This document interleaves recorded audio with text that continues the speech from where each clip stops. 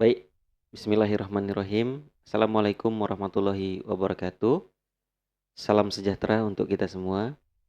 Nah, di pertemuan pertama ini, izin perkenalkan saya Muhammad Zain STMkom, pengampu mata kuliah jaringan nirkabel selama 1 semester ini menggunakan metode belajar yang bernama self-paced learning. Ya, nah, salam kenal untuk adik-adik semua di mata kuliah ini.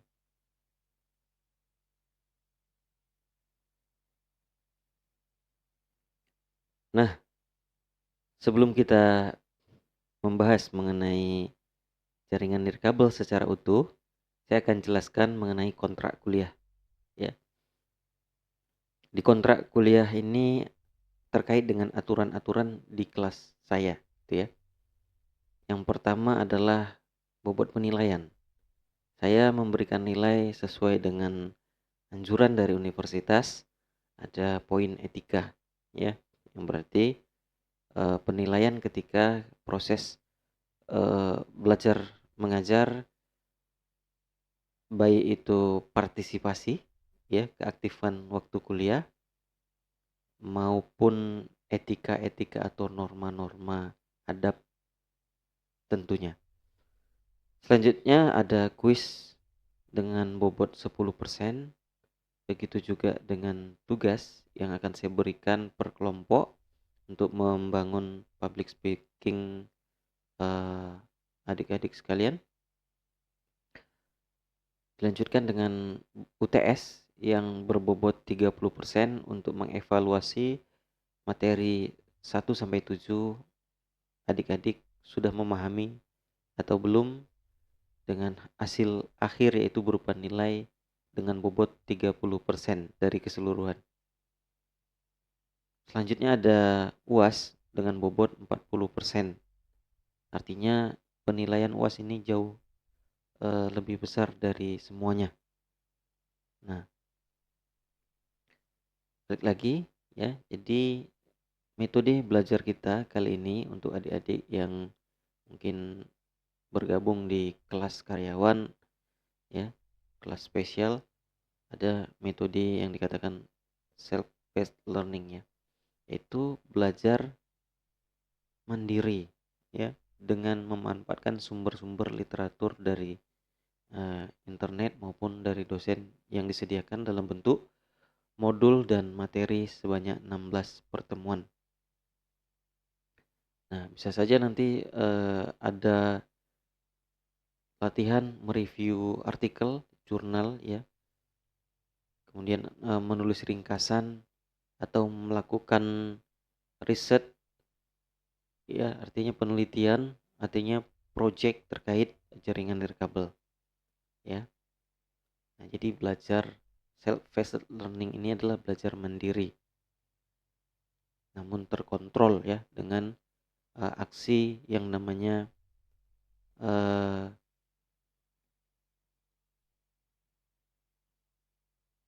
apa ya, nanti ada kunjungan, ya, atau diistilahkan saya lupa ya istilahnya. Nanti saya akan jelaskan, ya. Jadi ada 16 kali pengingat dari saya setiap minggunya, ya, tentunya. Selanjutnya tugas, ya. Tugas itu harus dikumpul tepat waktu. Jadi ketika saya katakan tugas itu nanti di pertemuan 12 kita presentasi, ya, kita harus lakukan di pertemuan ke-12, ya. Ujian juga begitu. Ketika saya katakan 1 kali 24 jam jawaban harus sudah terkumpul, ya, artinya kalian harus rela ketika nanti nilainya tidak masuk, ya. Jangan ada komplain lagi, masalah saya kerja, ya. Itu bukan alasan, ya. Nah, itu adalah perjanjian di awal, ya. Apabila kalian terima, maka lanjutlah kita belajarnya. Nah, di pertemuan satu ini saya akan jelaskan mengenai profil dari Unpad, ya. Unpad sebagai kampus tamadun mandiri merupakan wadah untuk melaksanakan segala aplikasi, pemahaman, pengamalan budaya, dan kemandirian sistem di seluruh kegiatan Unpad yang diselenggarakan didasarkan atas nilai Islami, ya, peradaban dan kearifan lokal, yaitu nilai-nilai dari kampus Unpad itu sendiri. Tamadun berasal dari kata Arab artinya madana, madun, madain, yang berarti peradaban, kebudayaan, dan juga kemajuan. Ya, dalam bahasa Inggris istilahnya culture and civilization. Ya, tamadun dibentuk oleh manusia yang digolongkan secara luas sebagai kumpulan orang-orang dalam satu komunitas yang memiliki kesamaan semangat dalam membangun budaya. Oke, itu sekian pengenalan mengenai kampus kita Unpad, yaitu Tamadun Mandiri.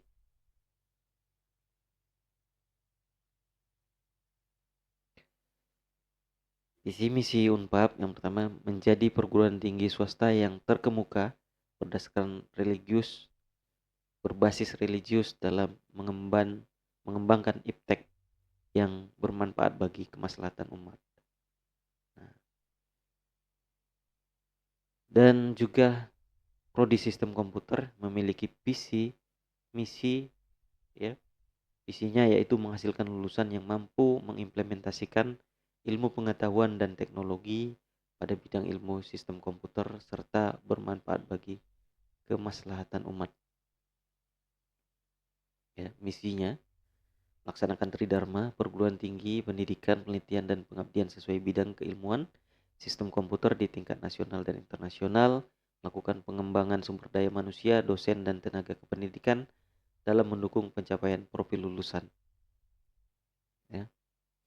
Meningkatkan kuantitas sarana prasarana pendidikan, penelitian, dan pengabdian dalam mendukung pencapaian profil lulusan. Kemudian memperluas jaringan kerjasama melalui peningkatan kualitas dan kuantitas kerjasama tingkat nasional dan internasional. Jadi adik-adik, itu adalah visi dan misi mulia dari prodi kita, sistem komputer.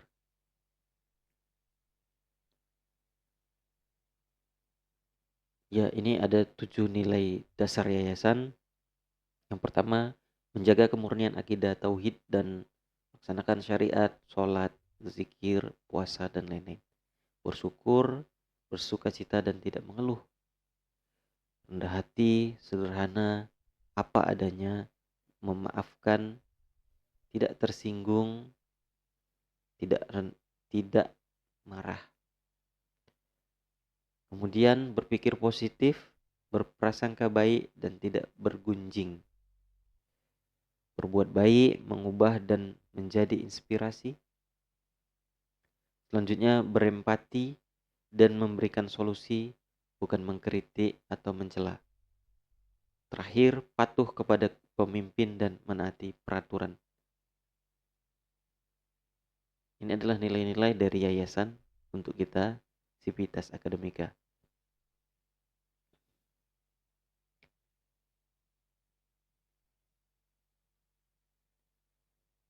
Ya, adapun capaian pembelajaran di pertemuan pertama ini, yang pertama, kalian diharapkan paham, ya, baik dari materi saya maupun kalian aktif mencari referensi lain.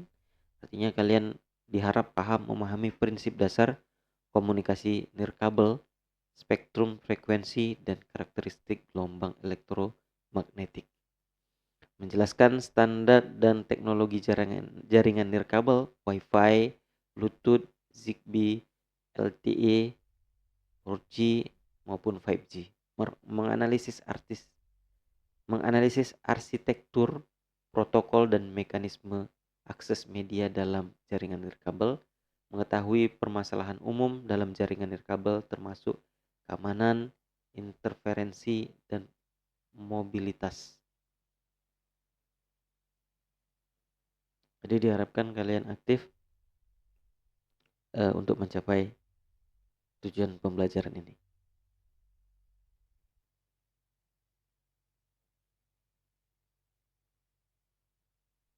Jadi adik-adik, jaringan nirkabel itu sering kita artikan sebagai wireless.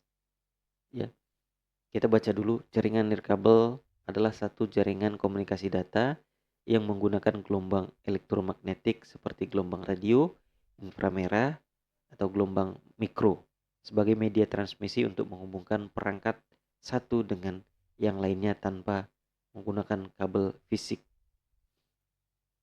Ya, jadi teknologi jaringan nirkabel ini bukan teknologi baru.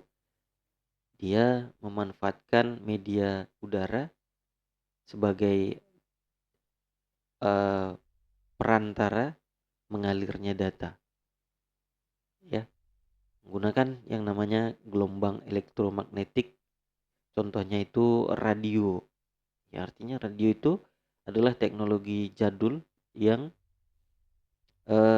kembali dimanfaatkan untuk mengirim dan menerima data.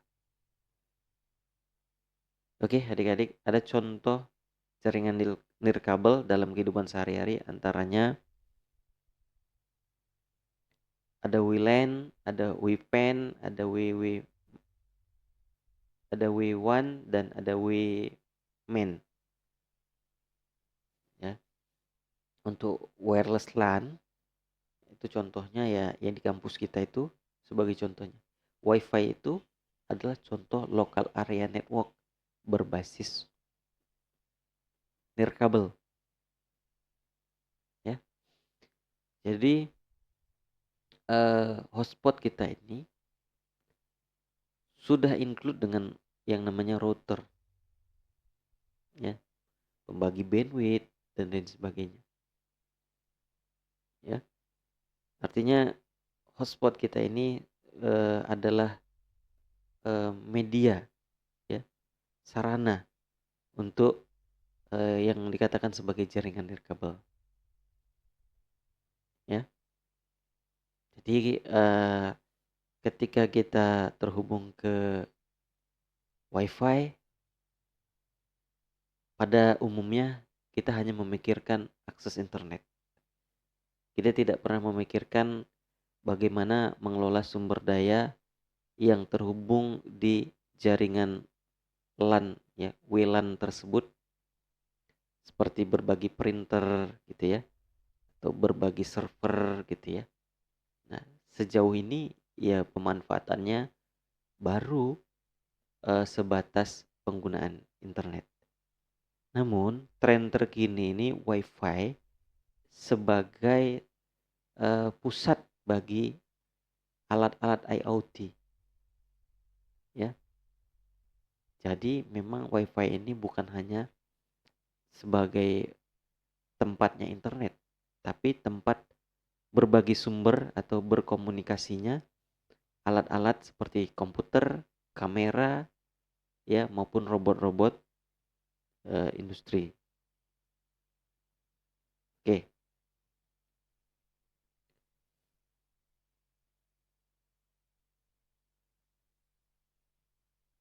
Jadi dalam sejarahnya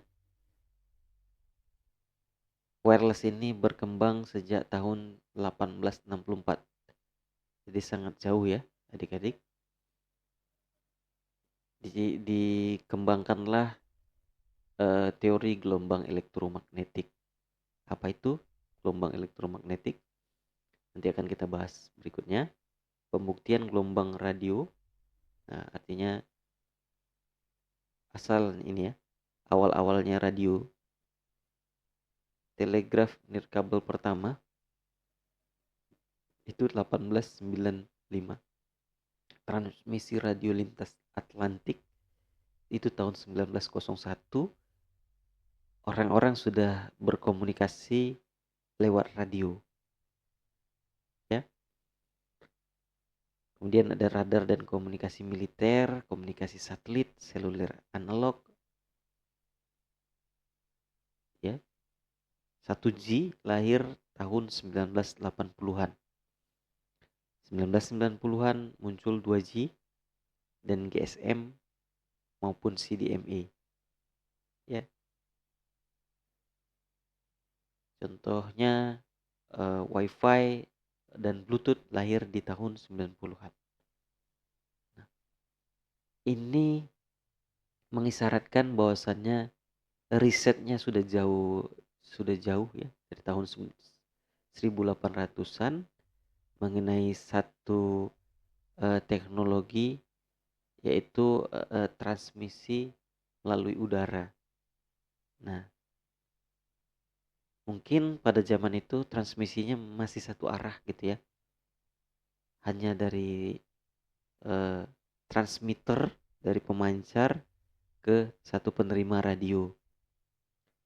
Ya, pada umumnya orang sipil itu memiliki radio pada zamannya untuk mendengarkan berita dari negara misalkan maupun yang lain sebagainya, namun tidak bisa berkomunikasi balik, ya.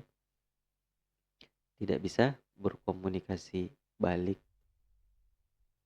Setelah berkembang, ya, ada diciptakan alat untuk berkomunikasi, saling berkomunikasi, secara bergantian, ya, secara manual, gitu. Sampai dimanfaatkan untuk jaringan komputer. Ada waktunya, membutuhkan proses. Ya, di sini bisa dilihat perbedaan jaringan kabel ya dengan nirkabel. Aspeknya, media transmisinya itu kalau kabel biasa menggunakan fiber optik, sedangkan jaringan nirkabel menggunakan gelombang elektromagnetik, umumnya radio. Ya, kita sepakatilah dia itu radio, gitu ya. Gelombang getaran listrik kecil yang ada kaitannya dengan magnet, makanya elektromagnet, listrik magnet gitu ya, maupun infrared, cahaya gitu. Mobilitasnya lebih sempit untuk kabel, sedangkan untuk wireless ini kalau nanti diaplikasikan ke alat-alat industri tentunya lebih ramah lingkungan karena tidak membutuhkan kabel sebagai pembawa datanya, ya. Tapi sumber tegangan listriknya masih perlu kita pikirkan lagi, gitu ya. Kecepatannya stabil untuk kabel dan tidak stabil untuk jaringan nirkabel, itu kelemahannya ya. Kenapa tidak stabil? Ketika terjadi gangguan seperti hujan, badai, petir, dan lain sebagainya. Ya, keadaan itu tadi, keamanan relatif lebih aman katanya. Jadi pencurian data itu ya mau tidak mau mengakses kabel, berarti kabel bisa diamankan. Sedangkan nirkabel ini dia terbang kemanapun, ya. Artinya dimanapun penyerang ini bisa melakukan serangan. Instalasinya lebih rumit kalau pakai kabel, lebih mudah kalau pakai nirkabel. Kalau pakai biaya ya, kalau dari segi biaya lebih tinggi kabel, lebih murah di awal katanya. Lebih murah menggunakan access point atau wireless ya. Skalabilitasnya perlu penambahan kabel dan perangkat jika memperluas jaringan. Untuk memperluas jaringan nirkabel ini lebih mudah karena tidak perlu mengadakan pembangunan tower ya, atau pembangunan pun seperlunya saja gitu ya. Jangkauannya terbatas kalau penggunaan kabel.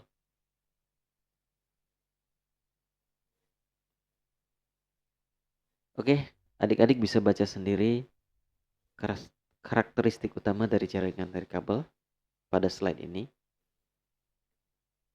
Nah, ini contoh aplikasi sehari-hari jaringan nirkabel ini ada di rumah, ada di smart home. Misalkan kalian yang sudah bekerja ya untuk kelas apa ini ya, karyawan, kemungkinan ada yang sudah bekerja, memiliki rumah sendiri ya.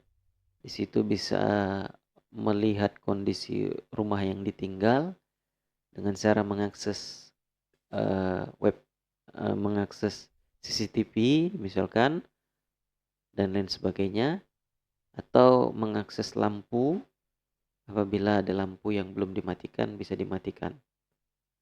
Nah, jadi sangat aplikatif penggunaan wireless ini untuk smart home daripada kita sudah menginstal listrik, kita menginstal lagi jaringan kabel. Nah, kita cukup menggunakan yang namanya access point untuk melakukan untuk mengaplikasikan smart home di rumah kita. Ya, di perkantoran ada wifi, ada printer nirkabel sudah banyak ya. Jadi kita sudah mengurangi kabel-kabel dan lain sebagainya. Untuk pendidikan juga ada dan lain sebagainya. Jadi di aspek sehari-hari eh, sudah banyak ya adik-adik. Oke adik-adik, ini latihannya. Inilah yang dikatakan self-paced learning. Jadi kalian belajar secara mandiri dengan cara mengerjakan latihannya, dan latihannya akan kita kumpul di grup setiap pertemuannya ya, dengan jangka waktu yang akan saya tentukan melalui grup WA.